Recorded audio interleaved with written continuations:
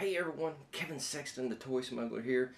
We're at part 3 of the Bantha project, and just before I unveil this and we get into all the details on where we're at in this stage, I want to stop and do a special thanks to a few people. Obviously, number one, Chris Smith.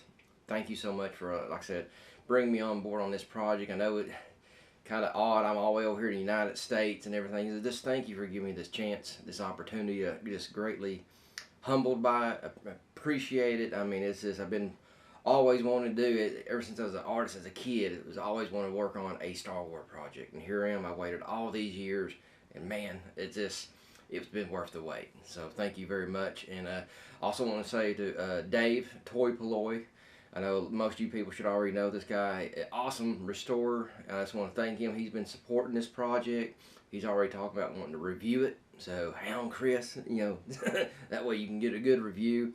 So that was just amazing that you want to review this. So I can't wait to get it done just so I can watch you review it. So thank you so much for all your support, and great to get to know you and everything. So thank you so much. But I want to say an extra big special thanks to one YouTube guy out there. And we're quickly becoming friends, I believe. We're just connecting really great. And I just want to thank you, Tony from Analog Toys. And I just want to tell everybody, if you're not familiar with Tony from Analog, you need to get to know this guy. You need to watch his videos, because I'm telling you, he's really, in the last 6 months to a year or so, he's like stepped up his game. I mean, this guy is on fire. I'm just going to say it, bottom line, when it comes to toy review and talking about toy history, Tony, by far, number one's got the best videos out there today.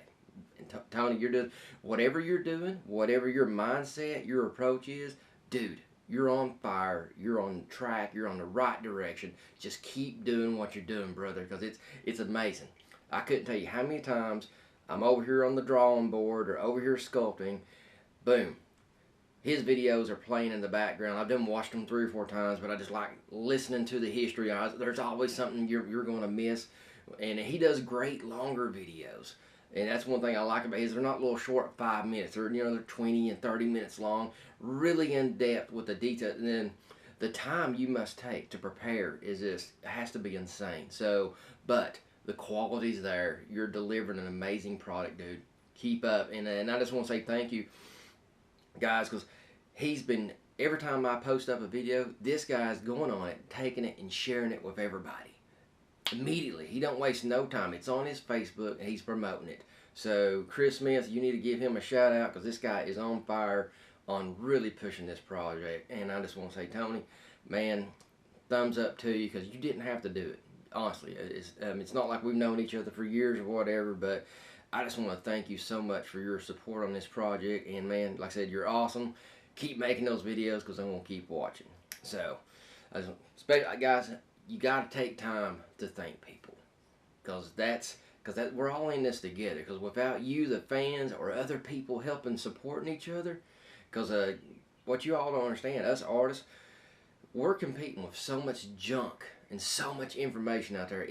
You'd think it's just easy for us to plug this, and it's really not. It's really tough. We get lost in all the junk. So every time you share this video, tell one of your friends, post, put a like on something, make comments. That helps, makes these things come to reality. Just realize that. So thank you so much. So, alright guys, I'm going to turn that camera around, see if we can't get a little bit closer, show you where we're at. Alright everyone, here we are. We got the Bantha here. We're finally working on this left side. As you can see, we got some horns in. Where we got, took the time out to already go ahead and really put that face in about 90%. Like I said, I'm not going 100% yet on detail, because I'm going to have to watch. The complication is when you're doing these double-sided split hollow figures is balance. You're always fighting the balance, because when you make one and you come over here and you make the other, something's going to be too big over here, too small, too big, and it's until you get your basic 80% of the bulk laid in, then you can go in, add, take away, and then you just bounce back and forth. It has to be pleasing to the eye. It don't have to be 100% correct, but when you're glancing at it, you're looking for things that just stand out or just looks odd. So that's where we're at. All this you see right here You lay Tuscan now. This is all that monster clay that we talked about, I think, on the first or second video. All this is going to be, I can put this whole thing in the oven and melt all this out. So this is the Magic Sculpt. This is Magic Sculpt. And what I did, I took the sockets, I made these little hot glue inserts.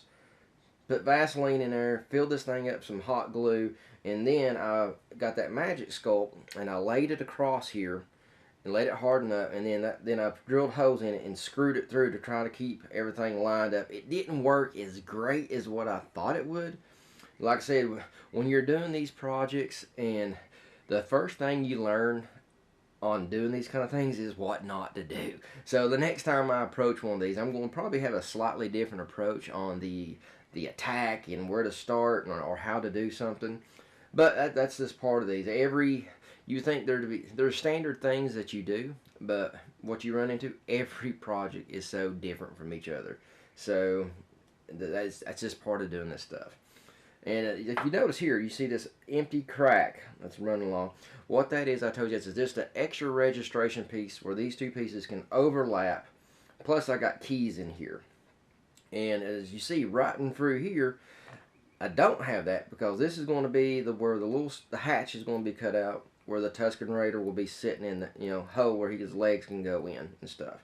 But I'm not cutting that out because I'm hearing about less than 2 weeks I'll be at the saddle project of this, and then I'll be able to find out where I need to cut that square out and everything. Because we're looking at by next week I should have all this done. Then the following week I'll be into the pretty much the final balancing. And then, well, actually, but just before I do the final balancing of detail, I got to kind of rough in that saddle to get it pretty much 90% done to see if I need to add more on the back or take the hump down a little bit. So that's something I don't know how it's going to turn out until I get the two pieces together.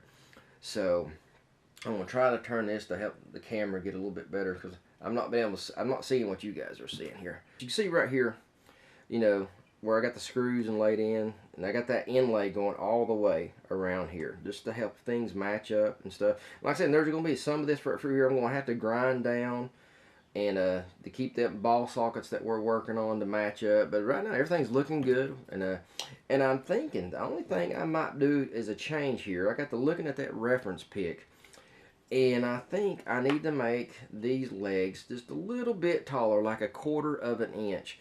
Because trying to match, because like I said, we're working from one picture, guys. That's the difficulty on this whole project. We don't have, like, all 360 drawing and blueprints with measurements. I'm guessing on all these measurements. And from where I'm at right now, these legs need to be exactly just right at or just past the spikes on top of a Tuscan Raider's head. So I'm actually going to be, like I said, adding about an extra little 1/4 inch to all 4 of the legs, just to giving him just a little bit more of a boost to get the add to the height. And I think that's just going to make it look a little bit more pleasing overall. But as you can see here, we got it rolling pretty good. Like I said, I used ball bearings for the original eye on this side, even though it don't have the ball bearing in it now. But on my original sculpt, it did have it. So, but this is where we're at.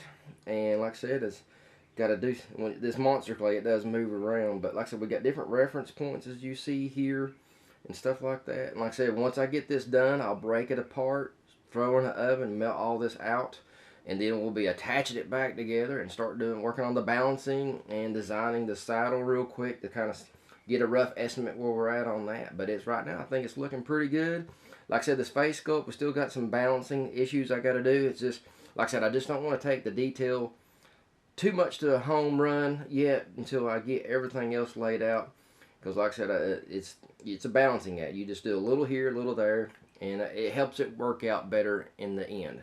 So, ladies and gentlemen, that's where you have it. This is part 3 of the Bantha project. And I'm going to turn the camera back around because I'm going to talk to you guys a little bit more personal about this project. But like I said, this is where it is. I'm very pleased where this is going.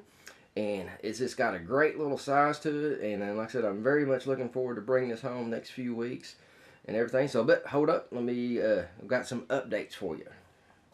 Alright, we got this camera turned back around. Like I said, I just want to take time out to remind everyone that as soon as this project is complete, we're looking at like maybe 2 or 3 weeks, month, worst case scenario. Like I said, I want to really taking my time here because I really want this to be top notch. I don't want anyone, especially you guys, the fans, to like be disappointed in any way. So like I said, I'm really taking that extra time on really bringing this top quality vintage all the way.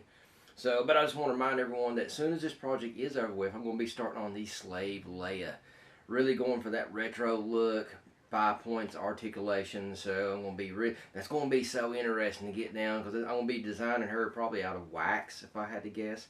Just cause the subtleties on the detail and just handling it, I think wax is going to be a good approach with this figure. So at least until I make the silicone mold and give the hard plastic resin copies and everything. So, but what I was wanting to know is two things here. First, I want to challenge you guys, the Smith Lord fans, the vintage Star Wars fans. I got to challenge you guys because bottom line, for this thing one day to be a reality, getting produced, where we all can have one sitting on our shelves, touching it, and it would just be so amazing.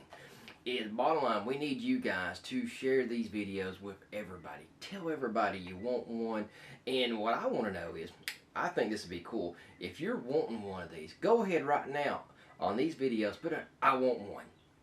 Sell me one. Do something. Share it with your friends. Tell them to go to these videos, make a comment, I want a Bantha. So let's just see. Let's see how many people we can get to respond on this project and show Chris and the Smith Lord Creations team just how bad we want this. So I'm just curious about how many people are going to respond. So that's my challenge to you guys, the fans, because like I said, this is a team, and we can't do this without you. So get on these videos, share it on your Facebook, your Twitter, whatever. Tell them to go to YouTube on this number 3 video and say, I want one. On any of the videos. Just put them on there. I'm going to keep a tally of it and let everybody know where it's going with that. Because like I said, we need to, bottom line, if you want this, we got to step up our game and share it for everybody. Because we got to make so many of these and stuff like that. So just share it if you don't mind. Like I said, it'd be greatly appreciated because I want to see this baby go from A to Z, sitting in my hands or in a nice vintage box. Could you imagine a nice racetrack box, vintage style box with this? Oh, it'd just be amazing. So anyway, just to tease you with that. And then one other thing, I just want to, like I said, thank you guys so much for participating on the YouTube, commenting, sharing. Like I said, it's just amazing the reaction you guys are giving to this. I just want to personally say thank you. But also, too, I want to know, what else would you like to see me work on for Smith Lords? Please, I would love to know. Like I said, we're doing this, the Slave Leia. What other figure? Could it be a playset? Could it be another beast? Please, let me know. Let Chris know. Because I would just love to know what's on your guys' mind on what you guys missed out, what we didn't have as a kid. So let me know what your favorite figure is so we can let Chris know. Like I said, to keep this roll going, to keep things alive. And like I said, thank you so much for all your guys' support. And like I said, just please share, please comment, because that's what makes all this stuff come to reality. So thank you so much. I'm Kevin Sexton, the Toy Smuggler.